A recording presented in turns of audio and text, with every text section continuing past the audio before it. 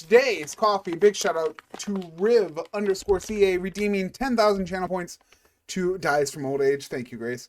10,000 channel points in order to make me drink this coffee. Welcome back, gaming fan. This is the Volcanica Costa Rican Reserve Tarrazu. Sure, sounds good. These are special because, one, it's a dark roast, of course, which you can see in our wonderful, wonderful bean box. There's your beans, Bug. Look at them bad boys. Look how dark those coffee beans are.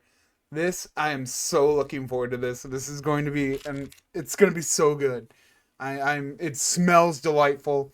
But this is a dark roast. What's special about these, or they are grown with the volcanic ash, right? I believe, question mark.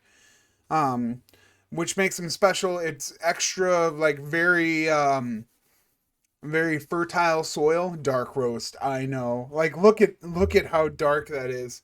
That is one dark cup of coffee. I am so excited for this. But they use the volcanic ash to make the most it's almost as fertile as Pooks. I mean, I don't know. I'm getting up there in age, Soraf. You know, that is some nice charcoal. I know it is so dark. I'm looking forward to this very much so. But your taste notes are, you have your nuts, some honey, and a caramel. It's going, I'm interested to see how the honey is going to play with the caramel and what kind of nuts we're looking at. I mean, that's a lot of nuts, right? But so it's going to be really cool. It talks about being low acid, so it should not be too bitter either, which is going to be interesting. We'll see how well that plays with the dark roast compared to the bitterness, what it's going to be like, and all that fantastic setup. It's got the nuttiness is the main part of the aroma. And then along with the whole dark roast part of it as well. Dark roast, I know, right, Tara? Oh. But down the hatch, let's see how it goes.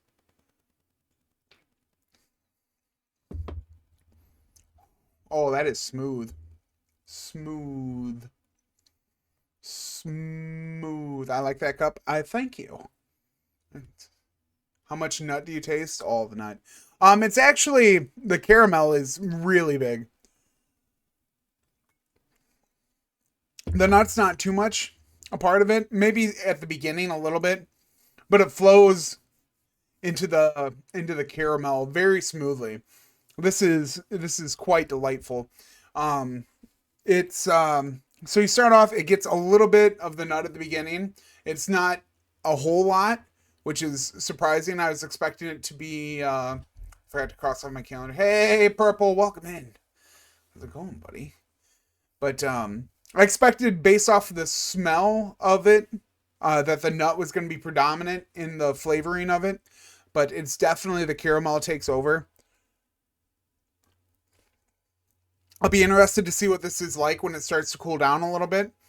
But it definitely goes from the nut to the honey to the caramel, kind of like it talks about in the flavor notes. Coffee rating, absolutely. I try to do it weekly, Purple Tentacle. Sometimes, life gets in the way. But this is our weekly shenanigans we get into. Exactly. If you're going to catch a Pook stream, the roast rates are the time to do it. The honey isn't too predominant, so it doesn't give it too much of a sweetness, which is interesting. With going from like the honey to the caramel, I was concerned that it might have too much of the sweetness, but the caramel is just, it's really subtle. It's quite the flavor profile. I'm going to be interested to see what this is like when it starts to cool down. Just because I think the honey is gonna become more predominant once it starts to cool down, just based off of my previous experiences with these kind of flavor notes. But the caramel is a nice finishing on it, and it is, for being a dark roast, it is not that bitter, which is always a great feat to be able to have when it comes to dark roasts. Because normally when you leave the beans in the roasters for that long, it's hard to fight the acidity. It's hard to fight the bitterness of the cup of coffee.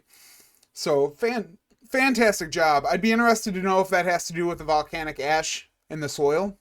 If that has something to do with being able to take it that dark.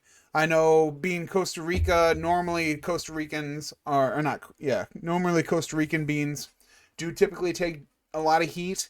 Not quite as much as the Guatemalans do, because Guatemalans always usually make a very good dark roast as well. But I will definitely say this is delightful. I'm not quite going to give it a 10. It's not that good. The flavor profile, while it is unique, isn't like blow your mind unique. It's it has a nice subtle flow as it goes to it. I'm probably gonna end up giving this a 9 because it is chef's kiss. Mwah. A glorious cup of coffee. But Riv, thank you so much. This is amazing. I might actually frequently get this cup or get this bean. It is it is a wonderful experience. Like I said, going from the honey to the caramel, I almost thought was going to cover too much sweetness. Yeah, no, Seraph Pinto Bean will never be a full 10. Nopers. But yeah, very good. I can't thank you enough. Thank you so much for all the mod work that you do, buddy. Nobody's a better mod than Riv. I said it. I'm gonna say it. I'm gonna hold on to it. Riv, you do great work, and thank you for cashing in 10,000 of your wonderful points to make let me drink this coffee. I would have never have found it if it wasn't for you. Not a 10, but very German 9.5. I mean, fair. If I think if it would have had like another flavor, another flavor punch in there, it probably could have gotten over. It's good, but it's simple, and it's is the simple worth the 10. Mm, I don't know. I can't. We haven't had a simple 10 yet. You know what I mean? If I was gonna say a simple 10, this would probably be the closest to it so far.